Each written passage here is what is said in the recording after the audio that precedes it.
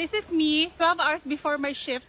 Dito sa among testaan si OJT and loyad na pod may kaayo kay 12 hours ang among shift. Mga adlawon jud may perminti 4:50 kay palakaw na mi ana ngit-ngit pa kayo ang gawas o ngit-ngit pa kayo pag abot namo sa amo ang OJT-han. Fresh pa pagsulod, paggawas mo lang nagwakwak.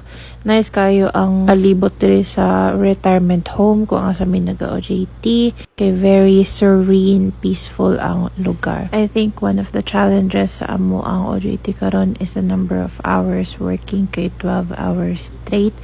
Tapos dili pa mi sanay amo ang lawas nga magtrabaho dire-diretso 12 hours, and a lot of us are first time sa healthcare industry nga mag-caregiver. Lahi ra jud ang ma-learn sa classroom o kanang mga i-practice demo compared sa experience na gyud. Hi, it's my lunch break and walay sleeping quarters. So, matulog na lang ko dito. Ako matulog. Akong panlaban lang matulog kay fan, mini fan.